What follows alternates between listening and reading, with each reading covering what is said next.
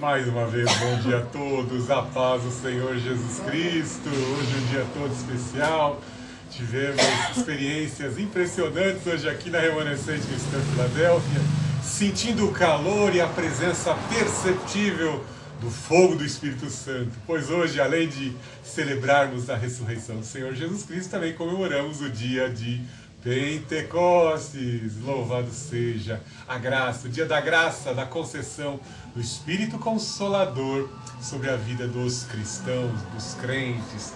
Vamos abrir nossas Bíblias em o livro de Atos dos Apóstolos, capítulo 1. Nós vamos ler alguns versos, até mesmo do capítulo 2, e explanar dentro do tempo que nos é possível aqui neste momento da liturgia. Atos dos Apóstolos, capítulo 1. Fiz o primeiro relato ao Teófilo acerca de tudo o que Jesus começou a fazer e ensinar, até o dia em que foi elevado ao céu, após ter dado orientações pelo Espírito Santo aos apóstolos que escolhera. Depois de ter sofrido, apresentou-se vivo também a eles com muitas provas incontestáveis, aparecendo-lhes por 40 dias e falando das coisas referentes ao reino de Deus. Enquanto participava de uma refeição com eles, ordenou-lhes que não se ausentassem de Jerusalém, mas que esperassem a promessa do Pai, ao qual disse ele, de mim ouvistes, porque na verdade João batizou com água, mas vós sereis batizados com o Espírito Santo dentro de poucos dias. E os que haviam reunido perguntaram: Senhor, é este o tempo em que restaurarás o reino para Israel? E ele lhes respondeu: não vos compete saber os tempos ou as épocas que o Pai reservou por sua autoridade, mas recebereis poder quando o Espírito Santo descer sobre vós, e sereis minhas testemunhas, tanto em Jerusalém, como em toda a Judéia, Samaria e os confins da terra. Ó Senhor Jesus Cristo, te amamos, te adoramos, Tu és a nossa esperança, Tu és a nossa razão de viver. Agrada-te de nós nesse dia, vem com o poder do Espírito Santo e nos protege, vem com o poder do Espírito Santo, nos fortalece, nos revigora, vem com o poder do Espírito Santo, nos santifica, nos orienta, pelo poder do Espírito, pelo poder do sangue do Senhor Jesus Cristo, e purifique os nossos pecados, as nossas falhas, as nossas transgressões. Precisamos do Teu poder, da Tua manifestação. Revigora a nossa alma. Senhor Jesus Cristo, pelas Tuas pisaduras nós fomos sarados. Teu castigo nos trouxe a paz. Cura toda sorte de enfermidade. Em nome do Senhor Jesus Cristo, o médico dos médicos. Senhor Jesus Cristo, eis-nos aqui, nos reveste com o poder do Espírito Santo, incrementa em nós os frutos do Espírito, os dons espirituais, torna-nos ativos na Tua presença, em nome do Senhor Jesus Cristo. Queima, afasta todo espírito imundo, contrário à pregação do Evangelho, contrário à expansão do Teu reino, em nome do Senhor Jesus Cristo. E assim glorificamos o Pai, o Filho de Deus e o Santo Espírito. Amém. Eu creio que 45 minutos vão ser pouco. Você depois acesse o nosso canal do ITF, que nós já demos uma introdução lá de quase 20 minutos acerca desse tema do dia de Pentecostes, né? Fizemos ali uma pequena explanação com algumas partes e alguns detalhes mais teóricos, mas o fogo começou a nos controlar. E aí entramos na parte da liturgia que envolve o louvor, e o Espírito Santo nos deu mais uma rajada de poder, e nós nos emocionamos muito.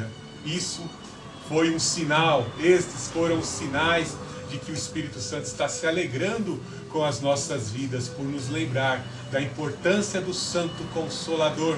Estamos vivendo dias difíceis onde paródias do Messias, paródias do Senhor Jesus Cristo estão sendo incrementadas em ideologias e em religiões, levando a humanidade ao engodo. Mas aqueles que verdadeiramente têm o Espírito Santo não serão enganados. Até mesmo algumas religiões, pseudo-religiões cristãs, negam a Santíssima Trindade, negam o Espírito Santo como sendo o próprio Deus. Estão levando muitos ao engodo e criam canções bonitas que são mascadas como chiclete na boca de muitos pentecostais e nem imaginam que essas músicas negam o Espírito Santo como Deus, negam o Senhor Jesus Cristo como Deus, e negando o Senhor Jesus Cristo como Deus, estão negando que o Senhor Jesus Cristo efetuou, realizou definitivamente a expiação pelos nossos pecados na cruz do Calvário, pois somente Deus pode perdoar pecados, somente o Filho de Deus pode perdoar pecados, e Ele cumpriu essa missão na cruz do Calvário. Louvado seja o Espírito Santo, pois somente Ele, o Espírito que perscruta tudo que há na mente do Deus Altíssimo, perscruta tudo que há na nossa mente, e somente Ele pode nos persuadir do erro, do engano, da injustiça, do que é justo, do que é santo. Só Ele nos traz essa percepção de que verdadeiramente somos filhos de Deus. Leia a carta de Paulo aos Romanos, capítulo 8, e veja o apóstolo Paulo ali definir diversas atividades e atributos do Espírito Santo na vida pessoal com Deus, o cristão com Deus. Vemos ali algumas atividades do Espírito Santo incrementando valores e confirmando no coração do crente que ele é filho de Deus. E o Espírito de Deus testifica no espírito do homem que somos filhos de Deus. Depois você leia lá, em especial no capítulo 1 do livro de Atos, vamos tentar entrar também no capítulo 2, mas vamos trabalhando no que é possível no tempo. Vemos aqui que o Senhor Jesus Cristo, antes de partir, Ele fala acerca das etapas do seu plano, da sua missão na terra, quando houve a sua encarnação, e diante de tantas conspirações, Ele fala acerca dessas conspirações, de quem intencionava matá-lo, de como seria, dos sofrimentos que Ele passaria, e correlacionava com os escritos de Isaías e outras passagens trazidas pelos profetas, e em semelhança como muitos profetas que foram enviados da parte de Deus, o Senhor Jesus Cristo, o Filho de Deus encarnado, haveria de sofrer muitos maus tratos, muitas agonias, passaria por uma terrível tribulação, uma terrível conspiração. E ele também alertou os discípulos, pois os discípulos ficaram entristecidos, não conseguiam compreender como alguém dotado de tamanho poder, o próprio Pedro confessa que ele é o Messias, o Pedro, tocado pelo Espírito Santo, confessa que ele é o Filho de Deus. Como ele poderia passar por tantas agruras, por tantas tribulações e ser morto? E vemos que o Senhor Jesus Cristo também alerta, né, naquele mesmo dia: Pedro, você está dando vazão, você deu vazão ao Espírito Santo para confirmar que eu sou o Messias, o Filho de Deus, mas agora você está reproduzindo a intenção do diabo, que é de eu não ir até a cruz e que as outras etapas do plano de Deus não se cumpram. Pedro fica envergonhado ali, Satanás usando o seu discurso pela boca de Pedro. Pedro não ficou endemoniado, é porque simplesmente ele reproduziu aquilo que era a intenção do diabo, do Senhor Jesus Cristo não passar pela cruz. Era algo inaceitável.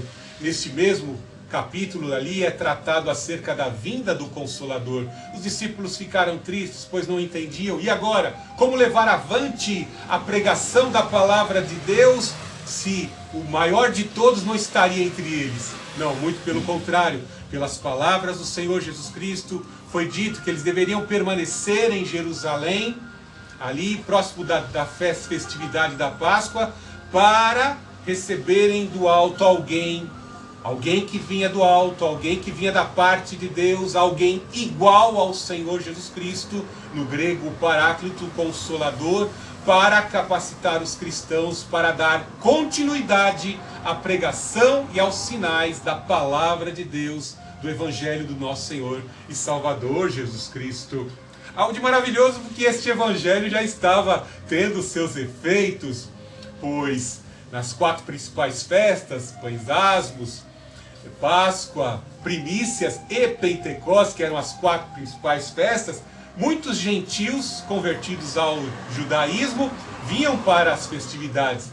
E vemos aqui em especial, esse que é a pessoa beneficiada, Teófilo, ele queria informações de quem era esse Jesus, de suas obras, dos seus sinais, dos seus ensinamentos, e em especial a formação daquilo que seria a continuidade dos seguidores desse Jesus, o Filho de Deus, o chamado Teófilo. E para esse Teófilo que Lucas, que era médico, companheiro das missões de Paulo, ele escreve tanto o Evangelho de Lucas e em continuidade aqui o livro de Atos dos Apóstolos.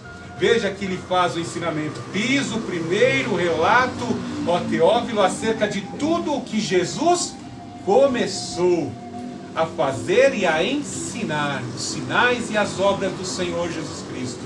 O que ele iniciou e que haveria de ser continuado pelos discípulos.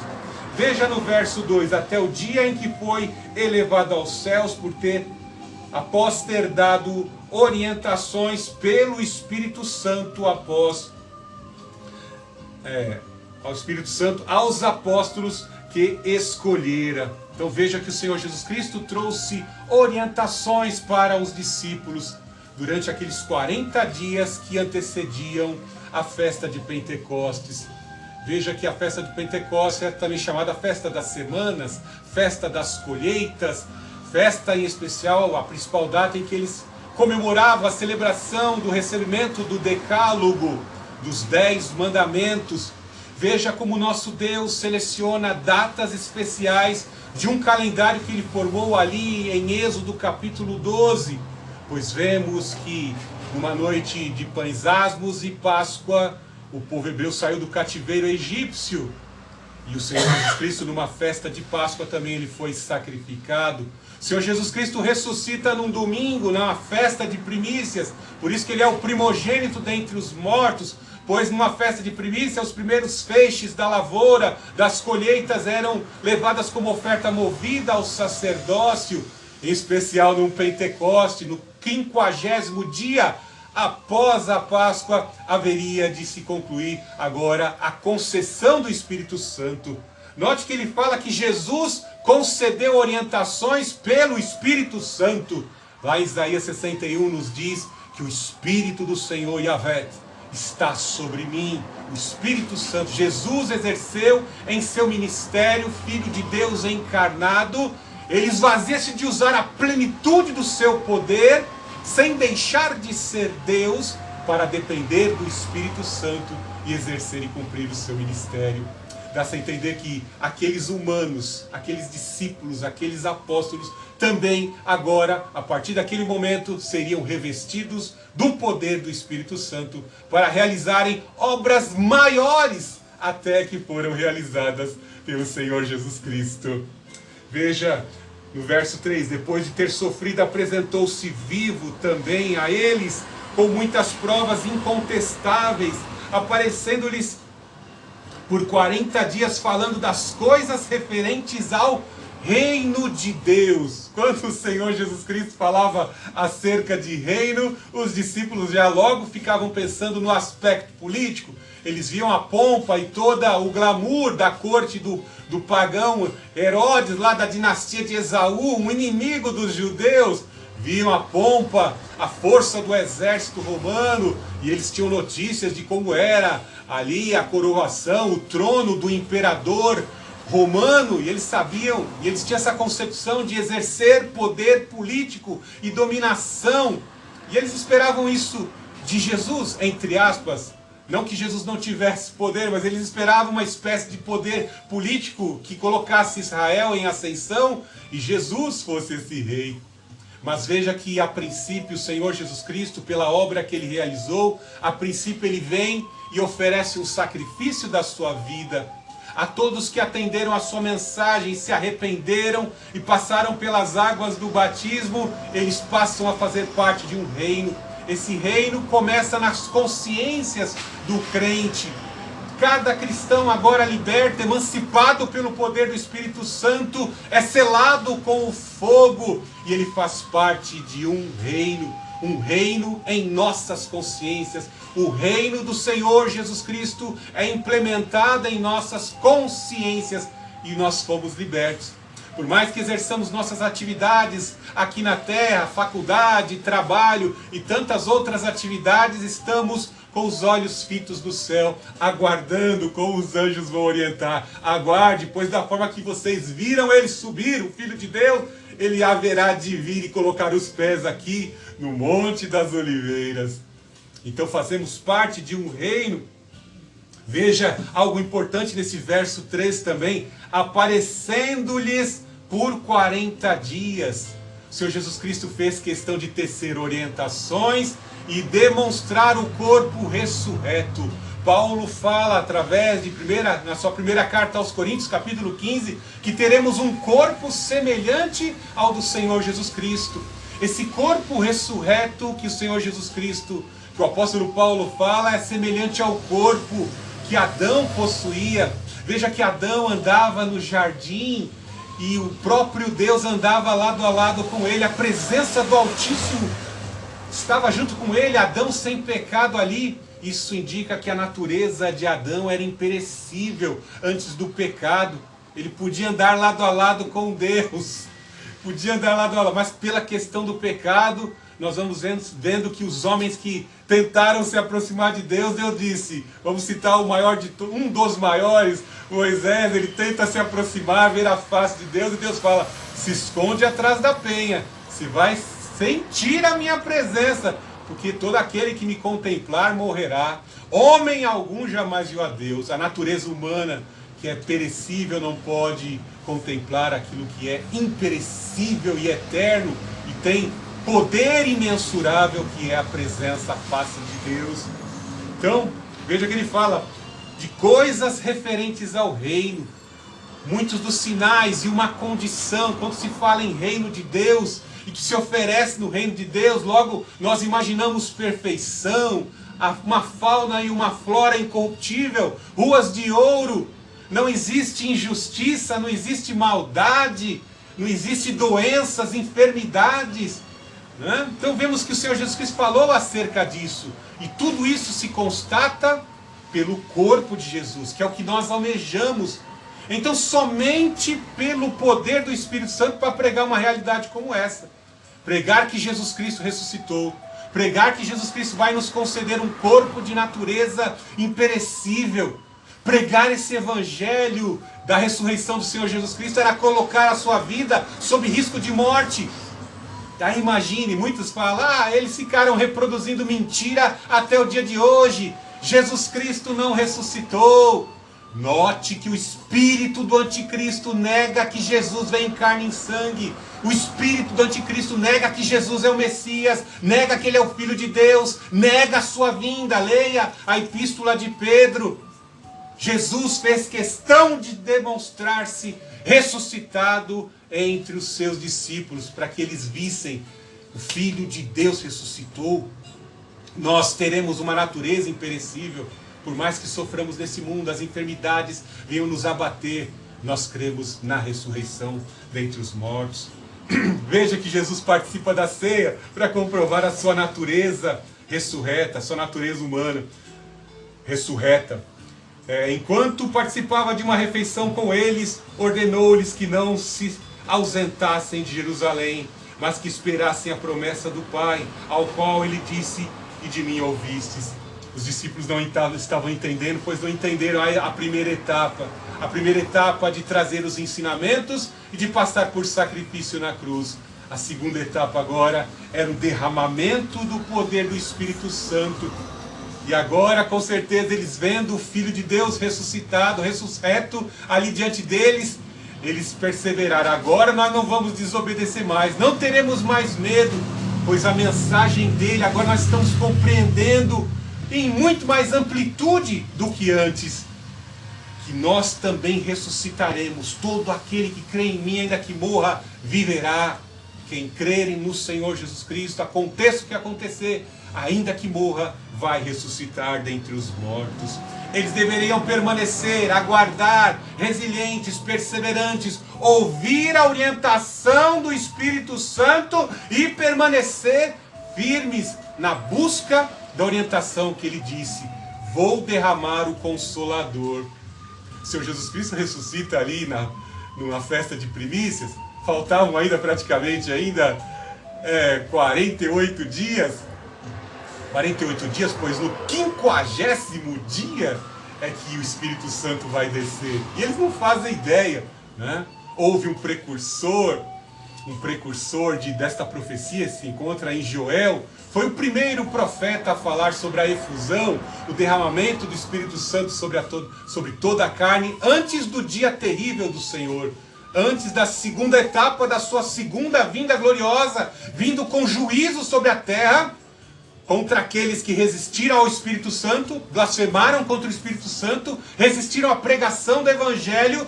O Senhor disse que haveria de antes derramar o Espírito Santo para persuadir do erro, do engodo, de quem é o verdadeiro Messias, que temos que viver em santificação, sem a qual ninguém verá a Deus.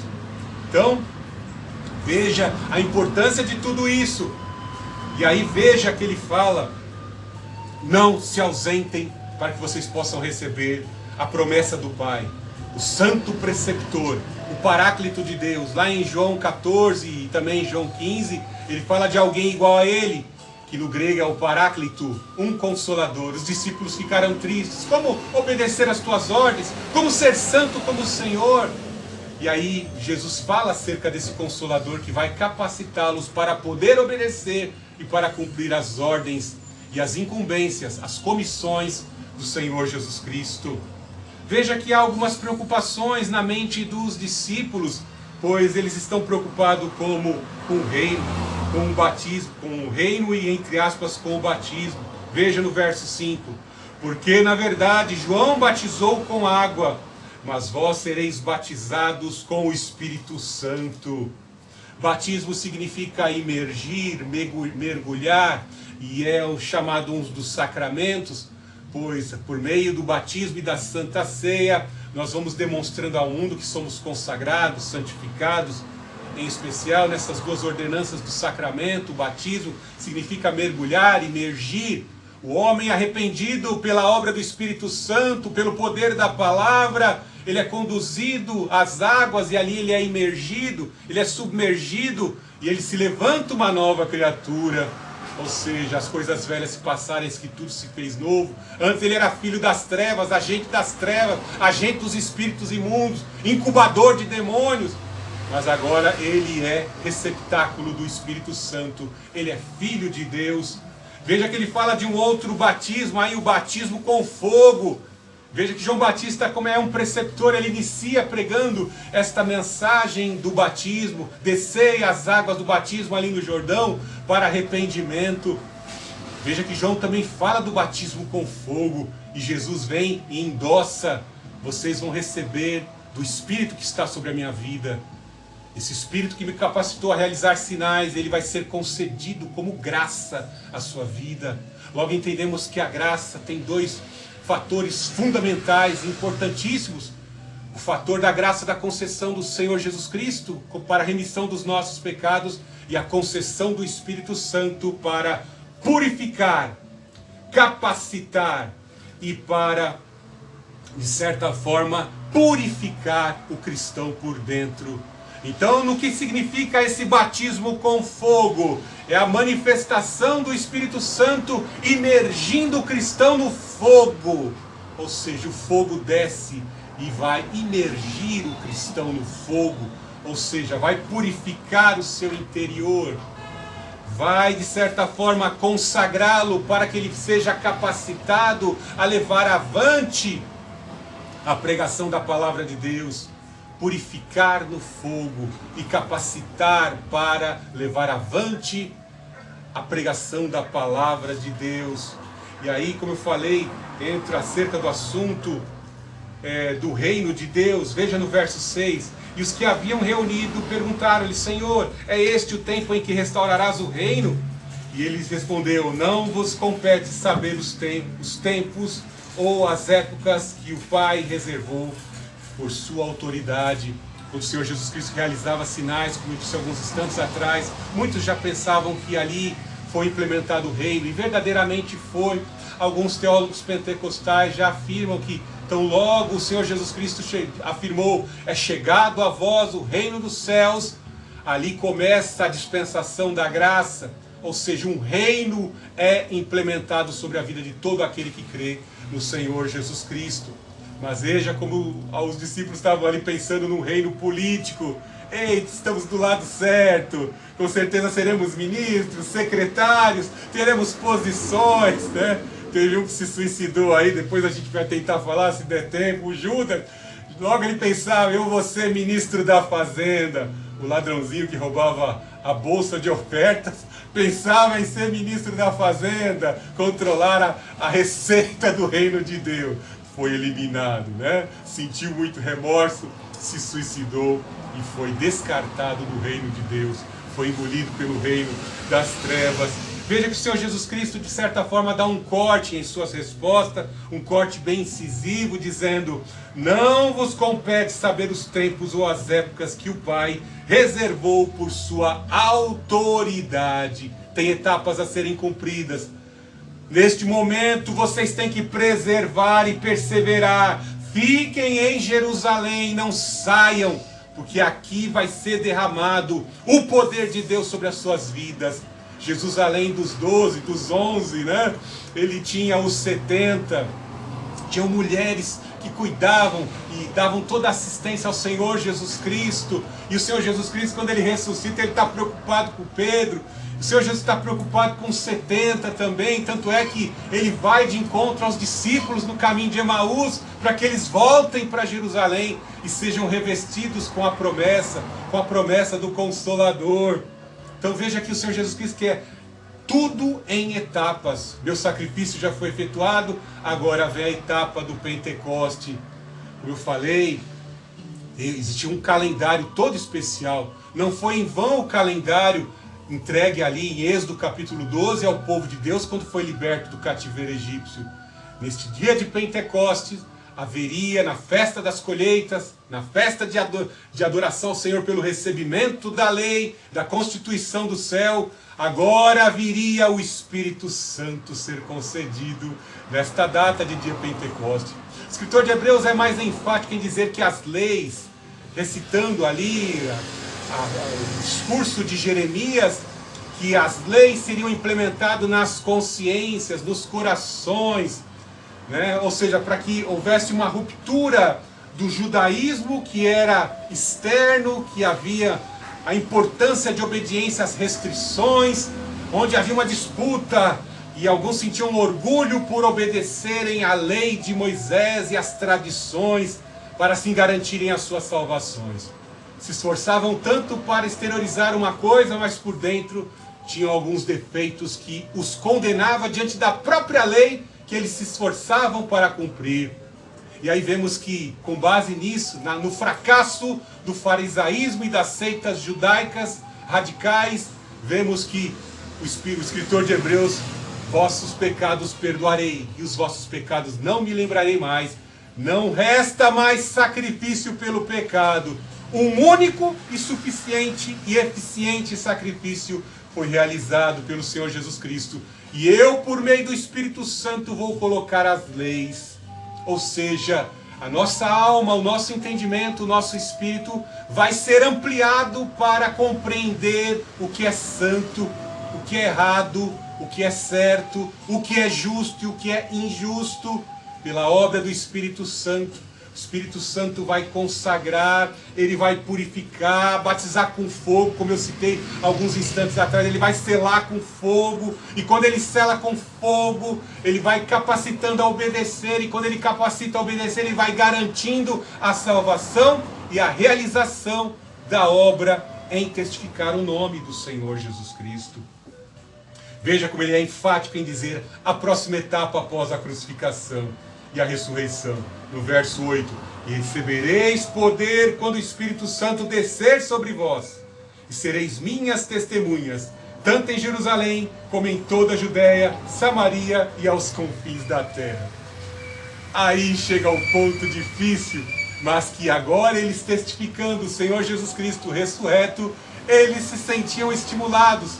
Todo aquele que crê em mim, ainda que morra, viverá. Veja o Pedro antes da crucificação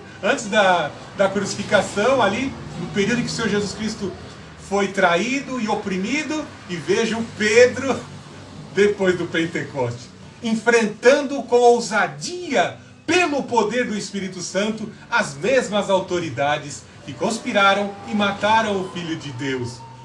Veja que ele fala, o Espírito Santo, o Consolador, o Paráclito, vai descer sobre vocês, e vocês vão ser testemunha de Jesus. Você não tem que ser testemunha de Jeová, você tem que ser testemunha de Jesus Cristo. Está dizendo aqui, ser-me-eis minhas testemunhas, para levar a mensagem da salvação do divino Jesus Cristo, o Espírito Divino capacitando você a pregar a mensagem. Tanto em Jerusalém, onde estavam as autoridades que haveriam de persegui-los, como em toda a Judéia, em Samaria, aos quais eles discriminavam ali, que era o restante mesclado, miscigenado, das 10 tribos do norte, que eles discriminavam, em Samaria e aos confins da terra, vocês vão evangelizar os pagãos. Eita, tarefa difícil. Eles conseguiriam por si só, pela sua própria capacidade? Não, mas somente pelo poder do Espírito Santo. Pastor Fernando, então por que algumas seitas que se dizem cristãs conseguem propagar a sua falsa doutrina? Porque o espírito do engodo mantém as pessoas no engodo, mantém as pessoas na carnalidade. Até mesmo os que vão batendo de palma aí de porta em porta, negam a divindade do Espírito Santo, negam a divindade do Senhor Jesus Cristo. Eles propagam aquela seita por meio da razão. E o que é a razão diante do poder sobrenatural de Deus? Deus faz coisas mirabolantes, que envergonha a química, que envergonha a física, que envergonha a biologia.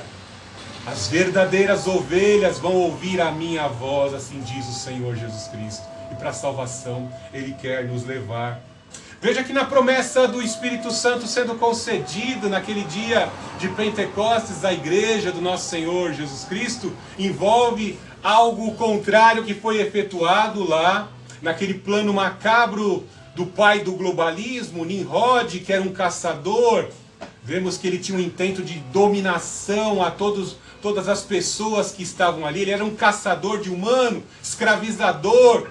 Ele era um cara opressor, um tirano. E ele queria construir uma edificação para que ele, como divindade principal, fosse adorado. Ele é um protótipo do anticristo diante desta ideologia, diante do globalismo que está sendo implementado. Ele era um opressor.